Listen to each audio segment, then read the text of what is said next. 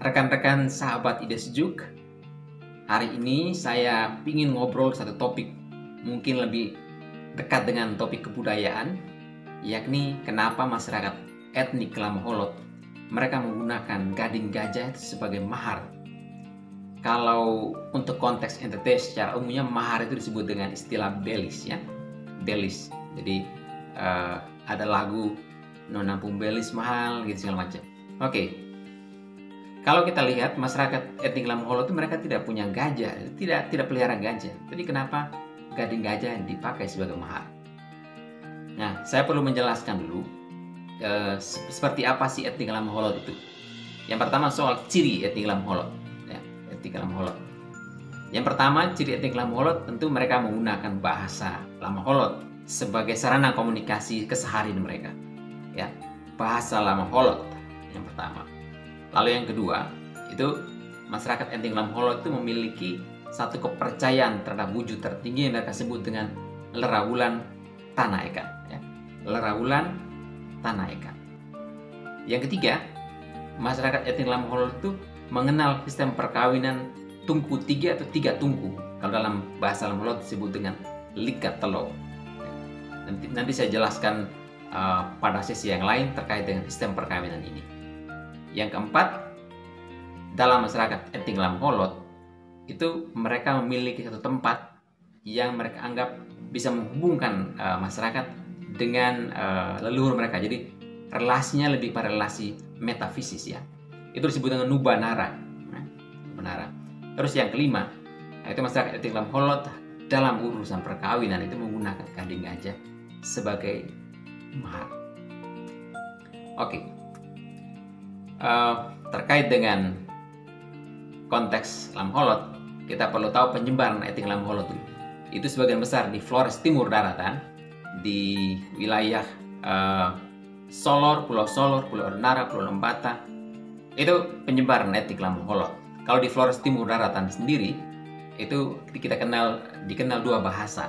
Yang satu bahasa Lamoholot dan satunya bahasa Nagi. Bahasa Nagi itu sebetulnya bahasa Melayu sebetulnya, ya. Tapi masyarakat etnik Lamoholot juga menggunakan bahasa Nagi. Jadi bahasa kedua mereka adalah bahasa Nagi. Dan itu dipakai dalam keseharian mereka, teman-teman. Nah, rekan-rekan. Sekarang kita coba mengecek kenapa walaupun di situ tidak ada gading gajah, tapi pilihannya kok jatuh pada gading gajah sebagai mahar. Nah, penelitian saya lakukan di Waibalun, satu kelurahan di Flores Timur, dan itu menjadi bagian dari etnik Lamoholot. Ya. Saya coba menggali beberapa informasi dari beberapa tokoh adat. Dari penelusuran saya, itu saya mendapat kesan bahwa masyarakat lokal, khususnya para tetua adat, mereka tidak banyak membahas tentang kenapa harus menggunakan gading, tetapi mereka lebih banyak membahas tentang bagaimana cara menggunakan gading. Jadi pertanyaan why, kenapa, itu agak susah dijawab, sedangkan pertanyaan how itu sangat mudah dijawab. Teman-teman yang bikin penelitian kebudayaan dalam bidang kebudayaan akan tahu hal itu, ya. Atau dalam bidang lain pun akan mengalami hal yang sama. Karena pertanyaan why membutuhkan satu analisis, sedangkan how itu menceritakan apa yang mereka lakukan sehari-hari. Dan satu jawaban yang menurut saya sangat dominan dari pertanyaan kenapa harus menggunakan gading adalah para tetua adat itu mengatakan bahwa itu sudah demikian, sudah dari sananya begitu, ya sudah seperti itu. Jadi jawaban sudah seperti itu dan sudah demikian itu semacam menutup jawaban-jawaban lain. Tetapi kita bisa mengerti kenapa sampai ada jawaban seperti itu. Kalau analisis saya adalah hal yang dianggap sudah terberi seperti itu, kalau diajukan pertanyaan lagi itu orang akan mengerti dalam dua tendensi. Satu, orang bisa ingin tahu, tapi yang kedua itu bisa orang melihat bahwa ini pertanyaan itu seperti menggugat apa yang sudah dilakukan. dan itu jelas-jelas dianggap tidak sopan dalam urusan adat. Jadi kemungkinan besar mereka pun dulu tidak bertanya kenapa harus pakai gading, tapi yang mereka tahu adalah bagaimana cara menggunakan gading dalam urusan-urusan adat. Nah itu, sehingga kita mesti telusuri pada aspek yang lain. Maka saya berusaha mencari pertanyaan lain. Misalnya begini, dari mana asal gading-gading itu? Nah, ada beberapa jawaban misalnya. Ada yang mengatakan bahwa itu dari tempat yang jauh. Jadi tempat yang jauh itu non-identified, tidak ditentukan dengan tempat. Di mana, daerah apa, dan seperti disebutkan. Lalu ada lagi mengatakan itu mungkin karena perdagangan. Ya. Perdagangan. Nanti saya akan menjelaskan lagi pada topik yang lain dari mana datangnya gading-gading gajah itu. Nah, sekarang kita perlu lihat pemaknaan masyarakat dulu tentang gading. Kita lihat masyarakat sendiri itu merasa bahwa tidak perlu mencari tahu kejelasan tentang asal-usul gading. Asal-usul menjadi tidak penting lagi, tetapi penjelasan tentang asal-usul secara implisit menjelaskan juga pemaknaan masyarakat terhadap gading. Saya telusuri dalam buku karya Karl-Heinz Kohl misalnya. Itu buku yang terjemahkan ke dalam bahasa Indonesia itu Rarantau Nuwuju. Dia mengatakan bahwa masyarakat itu dalam Holot kalau ditanya tentang asal-usul gading, mereka punya banyak mitos tentang itu. Salah satunya adalah gading itu datang dari tempat yang dijaga oleh para raksasa. Ini kan secara simbolik mau mengatakan bahwa gading itu datang dari tempat yang luar biasa, dari tempat di mana orang semacam berimajinasi bahwa ini dijaga oleh orang-orang yang memiliki kekuatan luar biasa. Maka dalam hal itu gading dalam posisi seperti ini dia memiliki semacam nilai magisnya. Ada magisnya di dalam gading itu. Pemaknaan masyarakat tentang gading ada nilai magisnya.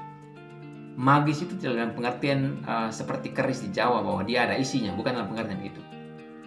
Kalau di Jawa ada keris, kemudian ada nilai magis yang dalam pengertian bahwa dia itu ada roh yang tinggal situ, bukan dalam pengertian itu. Tapi mau mengatakan bahwa ini nilainya sangat tinggi gading gajah. Jadi sesuatu yang datang dari tempat jauh yang masyarakat tidak punya itu, sehingga posisinya memiliki nilai yang sangat tinggi. Nah, sehingga kalau misalnya dalam masyarakat orang menggunakan gading gajah, maka itu menunjukkan seberapa bernilainya orang itu dan seberapa bernilainya orang yang akan diberikan gading itu. Ya. Nah, kalau kita banding dengan di Papua misalnya, daerah pegunungan itu mahar yang dipakai adalah siput. Ya. Bisa dibayangkan kalau orang tinggal di gunung terus dia bisa dapat siput. Itu kan dia mesti turun dari gunung, dia mesti telusuri sekian banyak hutan dan bisa sampai di tepi pinggir pantai dan dibawa siput itu. Itu kan bagaimana seorang bisa berjuang luar biasa untuk mendapatkan barang itu dan untuk mendapatkan buah hatinya. Jadi dalam hal itu gading memiliki value yang tinggi sekali. Jadi jawaban menurut saya yang paling tepat dan paling tegas adalah gading itu dia memiliki nilai yang sangat tinggi. Dalam perjalanan waktu, pemaknaan tentang gading itu juga berkembang. Misalnya begini,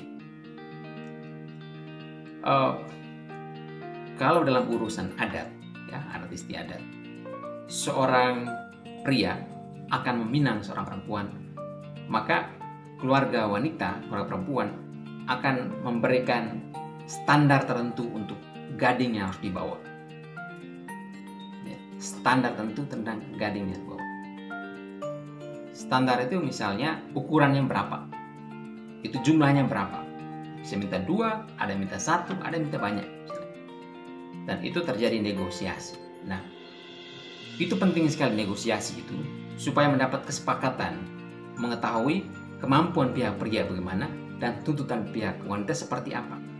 Nah, itu negosiasi itu terjadi untuk mendapat kata sepakat tentang pakai gading yang mana. Jadi di satu sisi gading itu memiliki dianggap sesuatu yang sakral, tapi di sisi lain itu gading itu menjadi semacam satu alat di mana orang bernegosiasi tentang harga diri di situ. Gading itu selain dianggap sebagai barang yang sakral, dia juga dianggap sebagai alat yang menentukan seberapa besar penghargaan seorang pria terhadap seorang wanita. Seberapa besar pengaruh pria terhadap seorang wanita. Sehingga ada ukuran-ukuran gadingnya. Makin besar ukurannya, maka orang merasa semakin dihargai. Sebaliknya kalau makin kecil, orang merasa tidak dihargai. Ini dalam kenyataan ini kita lihat ada yang terjadi, misalnya pihak pria membawa gading tertentu, ya, dan dianggap oleh pihak wanita itu terlalu kecil dan tidak sesuai dengan apa yang disepakati, maka gading mereka bisa menolak gading itu. Bawa pulang gading itu, cari yang lain. Cari yang lain. Nah, itu terjadi di masyarakat. Yang ketiga, karena gading itu dianggap sesuatu yang nilainya sangat tinggi, maka dia mendapat perlakuan khusus. Jadi gading dapat perlakuan khusus. Sebagai contoh,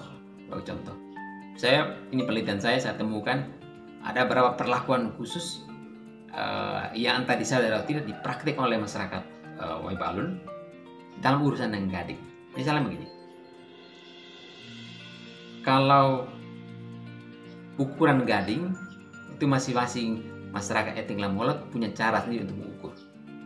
Di Waibaalun, setahu saya, itu mereka mengukur dari lubang gading itu.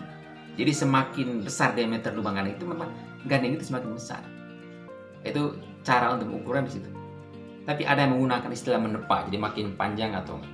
Tetapi ukuran gading. Maka hal yang menarik dari temuan saya bahwa mereka tidak bilang lubang atau bahasa daerah yang bilang uma. Masyarakat orang Balo tidak menyebut itu uma atau lubang, tapi mereka menyebutnya wawa. Wawa itu diksi yang dipakai untuk manusia. Ya, diksi yang dipakai. Wawa itu mulut dalam bahasa Indonesianya.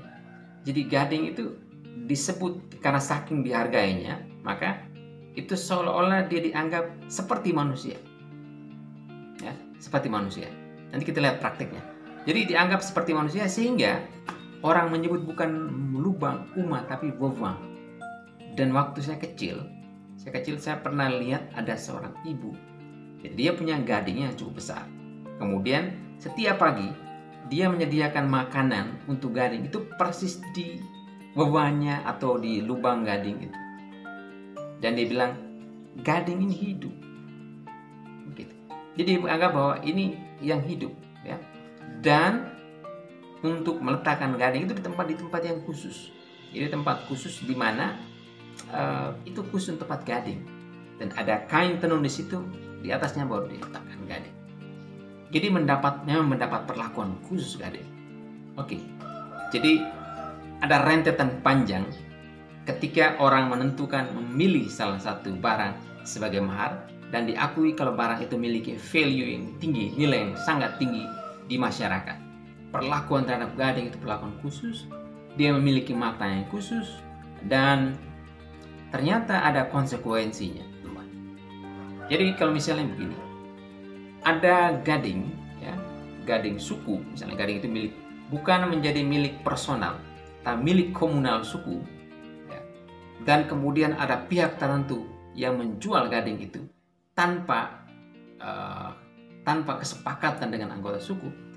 Ini bisa menimbulkan bencana bagi orang yang menjual itu.